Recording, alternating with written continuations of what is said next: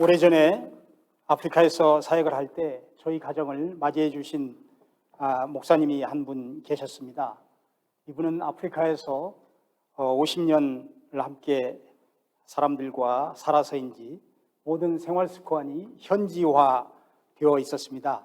한 번은 차로 한 2시간 거리에 떨어져 있는 도시에서 개최된 교회 총회에 참석하게 되었습니다. 원래 개유예배가 9시에 시작하기 때문에 저는 아침 일찍부터 기다리고 있었는데 이분은 그때 아침 식사를 시작하고 이제 9시가 다 되어서 출발했습니다. 11시에 현장에 도착했습니다. 어찌된 일입니까? 아무도 없었습니다. 제가 목사님께 물었습니다. 목사님, 오늘이 정말 총회하는 날이 맞습니까? 목사님이 웃으면서 곧 모두들 올 거야. 걱정하지 말아요. 조금만 기다립시다. 그때 한두 명씩 나타나기 시작했습니다. 회의가 끝나고 해가 진 후 목사님과 함께 돌아오는데 이 목사님은 아프리카 현지 목사님들을 차에 잔뜩 태우고 이 동네 저 동네에 들러서 모두 내려주고 자정이 지나서 집에 돌아왔습니다. 근데 이분은 일상이 그랬습니다. 유럽 사람이 아프리카 목사들 속에서 살면서 마치 자신도 아프리카 사람들과 같이 말하고 또 행동했습니다. 아프리카 사람들도 자기들이 하고 싶지 않고 귀찮은 일은 이 목사님에게 모두 다 맡겨버립니다. 목사님은 아무렇지도 않게 당연한 것처럼 그래, 내가 하지요. 걱정하지 말아요. 목사님이 가장 많이 했던 말씀 영어로 하면 Don't worry였습니다. 꾸준히 일을 도맡아 하시는 이 목사님을 보면서 수건을 허리에 두르고 몸을 낮춰서 제자들의 발을 씻기고 계신 예수님의 모습을 떠올렸습니다. 어떻게 하면 저렇게 자연스럽게 아프리카 사람들, 현지인들의 마치 모습과 같이 살 수 있을까? 나이가 드셔서 구부정한 모습으로 이 동네 저 동네 현지 교인들을 바쁘게 찾아다니며 돌보시던 그 목사님이 오늘은 많이 그립습니다. 과연 주님을 따른다는 것은 무엇을 의미하는 것일까요? 오늘 임직받는 분들과 성도 여러분들과 함께 묵상해 보고자 합니다. 아브라함은 어디로 가는지 몰랐지만 순종의 믿음으로 고향을 떠났습니다. 하나님께 묻지 않았습니다. 왜 나를 부르십니까? 왜 고향을 떠나라고 하십니까? 어디로 가라는 말입니까? 그저 따지지 않았습니다. 그저 하나님께서 불러내어 떠나라 하시니 고향을 떠난 것입니다. 이것이 순종이요 믿음이 아니겠습니까?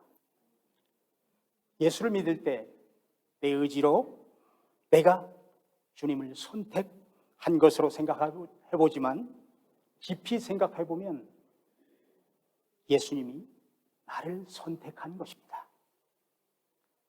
이사야서 43장에서 하나님께서 야곱에게 말씀합니다. 내가 너를 지명하여 불렀나니 너는 내 것이라. 예수님은 요한복음 15장에서 말씀합니다. 너희가 나를 택한 것이 아니요 내가 너희를 택하여 세웠다. 내가 스스로 예수님을 택한 것이라는 것은 없습니다. 오직 주님의 사랑과 뜻이 있을 뿐입니다. 사도 요한은 이렇게 고백합니다. 우리가 하나님을 사랑한 것이 아니요 하나님이 우리를 사랑하사 우리 죄를 속하기 위하여 화목제물로 그 아들을 보내셨음이니라. 예수님은 갈릴리 해변에서 베드로와 안드레, 요한과 야고보를 이렇게 부르셨습니다. 나를 따라오라. 12명의 제자를 부르실 때 그들의 인물됨이나 자격을 보지 않고 주님은 골랐습니다. 그리고 이유를 설명하지 않았습니다. 단지 나를 따르라 말씀하시고 당신이 원하는 사람으로 훈련시켜 갔습니다. 그래서 날이 지나면서 그들은 조금씩 성장해 갔습니다. 예수님의 3년의 훈련 기간, 그것은 바로 기초 과정이었습니다. 그래서 베드로는 여러분 잘 아시는 것 같이 대놓고 예수님을 부인했습니다. 제자들도 예수님의 십자가 앞에서 모두 뿔뿔이 흩어졌습니다.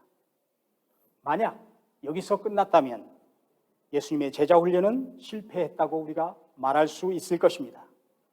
그러나 부활하신 예수님을 만나고 성령의 충만함을 받은 후에 예수를 3번이나 부인했던 베드로, 그리고 제자들은 비로소 예수님으로부터 훈련받은 진가를 발휘하기 시작했습니다. 예수님의 명령을 따라서 복음을 전하는데 자신들의 생명까지도 바쳤던 것입니다. 누가는 예수님이 마태를 부르시는 사건 후에 19장에서 또 한 사람, 세리 삭개오, 세리장인 삭개오를 만난 사건을 기록하고 있습니다. 삭개오는 나무 위에 올라가 있었습니다. 예수님이 바라보시면서 삭개오야, 속히 내려오라. 내가 오늘 내 집에 유하여야 하겠다. 주변의 사람들의 반응은 이렇습니다. 어찌 예수가 삭개오와 같은 죄인의 집에 들어가시는가? 수근거렸습니다. 주님은 개의치 않으시고 오늘 구원이 이 집에 이르렀으니 이 사람도 아브라함의 자손이다 라고 선포하십니다. 이제 예수님은 결정타를 날리십니다. 인자가 온 것은 잃어버린 자를 찾아 구원하려 함이니라. 예수님은 남녀노소, 신분의 높고 낮음, 부자와 가난한 자 가리지 않고 선택하시고 부르십니다. 바로 이것이 복음입니다. 예수 믿는데 조건이 따로 있습니까? 예수께서 부르심에 믿음으로 응답해서 나아가면 구원받고 천국 시민이 되는 것입니다. 우리 중에 그 누구도 자격이 있어서 예수님의 부르심을 받은 사람은 아무도 없습니다. 예수님께서 오늘 본문 마태를 제자로 부르시는 모습은 과히 파격적입니다. 마태는 이스라엘을 지배하고 있는 로마를 위해서 세금을 징수하는 세리입니다. 세리는 부자였습니다. 권세를 누렸지만 반민족주의자로 여겨졌습니다. 그래서 거지도 세례의 돈을 받지 않았습니다. 사람 대접을 받지 못했습니다. 그래서 성경에 여러분 보면 세리와 죄인들 한 묶음으로 많이 나오고 있습니다. 그런 세리를 많지도 않은 12명의 제자 중에 한 사람으로 삼는다는 것은 대단한 일이 아니겠습니까? 이것은 파격적인 사건으로 주님의 부르심, 다시 말해서 선택의 의미를 우리에게 잘 말해주고 있습니다. 예수님은 세관에 앉아있는 마태를 보고 따라오라고 말씀합니다. 전혀 자격과 선택을 받는 자의 의지를 묻지 않습니다. 오늘 마태복음 9장 9절, 나를 따르라 하시니 일어나 따르니라. 이 두 마디, 따르라와 따르니라, 큰 의미가 있습니다. 인간적으로 생각하면 마태는 어쩌면 예수님의 사역에 자신이 폐가 될지도 모른다는 그런 마음에 거절할 수도 있었습니다. 마태는 그것마저도 하지 않았습니다. 예수님은 이미 마태의 부족함을 알고 부르셨기 때문에 질문이 없는 것입니다. 삭개오도 그랬지만 예수님을 마태도 자기 집에 초대했습니다. 자연스럽게 많은 동료 세리들도 잔치자리에 함께 했습니다. 세리들은 일단 자기들과 같은 죄인, 선택되었다는 기쁨에 예수님을 초청해서 잔치를 벌였습니다.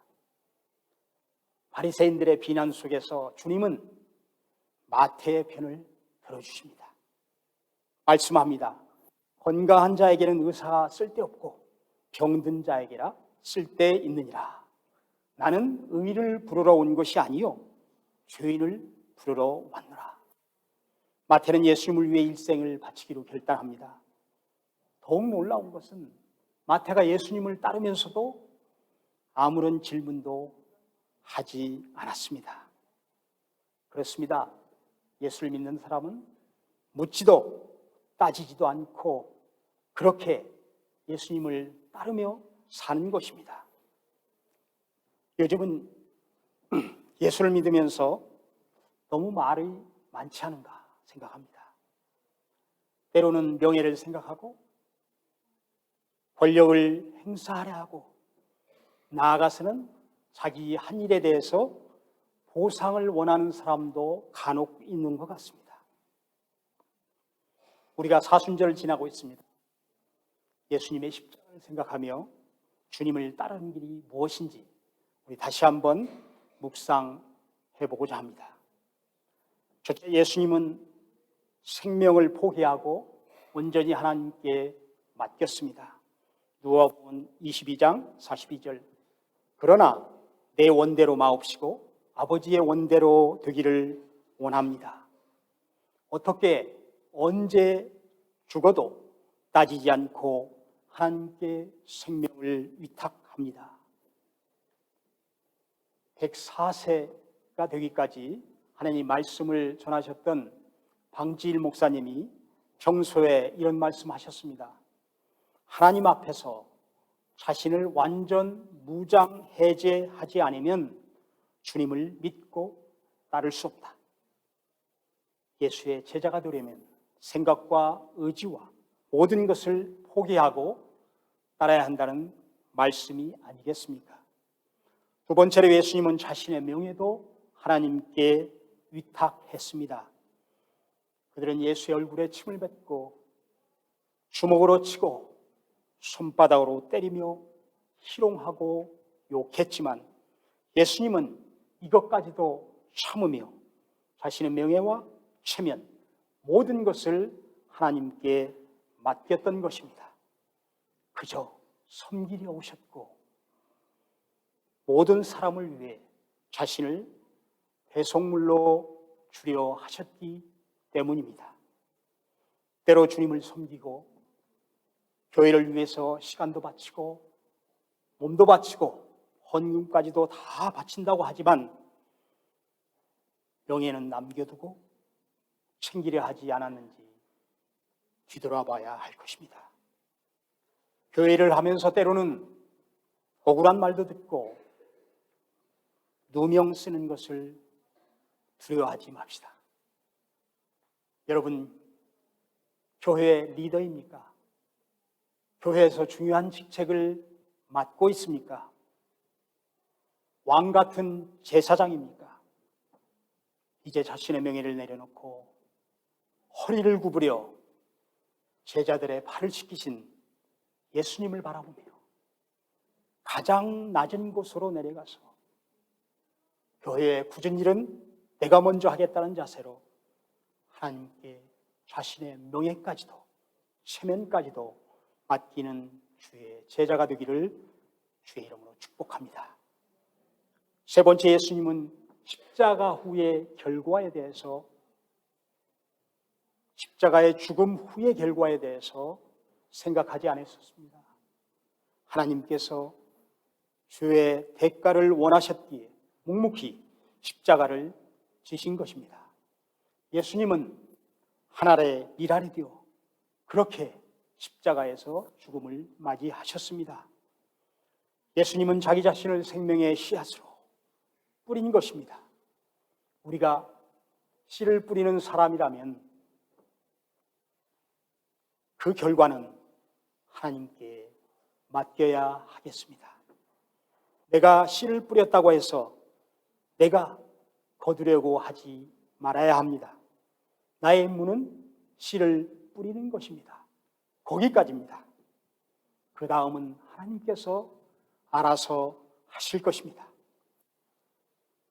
먼저 든 사람이 교회의 아래까지가 되어서 다음 세대를 받쳐주는 밑둥이 되기를 자청한다면 그 나무는 해를 지나면서 아래까지를 버팀목 삼아 비바람을 견디며 거목으로 자라날 것입니다. 오늘 세 분 임직자를 비롯해서 파리 장로교회 성도 여러분 모두 파리 장로교회 다음 세대를 세우는 교회 아래까지 밑둥과 같은 버팀목이 되지 않으시겠습니까? 주의 이름으로 축복합니다. 마태는 따지지 않았습니다.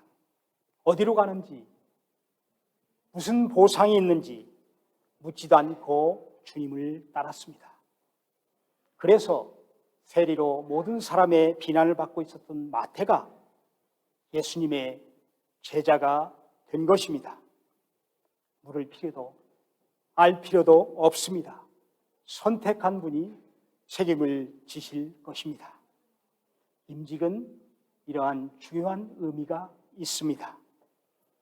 나를 포기하고 온전히 하나님께 위탁하고 더 낮아져서 그래서 주님 안에서 온전히 자유하고 감사하며 주님의 옷자락을 붙잡고 그분께서 나에게 맡겨주신 일에 기쁨으로 임해야 하지 않겠습니까? 오늘 임직받는 분들과 파리 장로교회 성도 여러분, 아무 자격이 없는 나를 불러주신 예수님의 십자가를 붙들고 저 거룩한 순례의 길에 함께 하지 않으시겠습니까? 여기 예수님의 부름에 일어나 그 고난의 길을 마다하지 않고 따랐던 목사요 신학자인 한 사람이 있습니다. 그는 행동하는 신앙을 외치며 히틀러에 맞서 싸웠습니다. 종전을 바로 앞둔 1945년 4월 9일 39세의 나이에 나치 감옥에서 처형되었습니다. 그 바로 몇 달 전에 약혼자에게 새 인사와 함께 보낸 마지막 편지 속에 그의 신앙 고백과 같은 시를 한 수 적어서 보냈습니다. 순교자 디트리 보네포 목사님이 감옥에서 마지막으로 쓴 이 시에 크리스천 뮤지션인 지그프리드 피에치 형제가 곡을 붙여서 노래한 여러분 잘 아시는 번구튼 마신 선한 능력으로 함께 듣기를 원합니다. 감사합니다.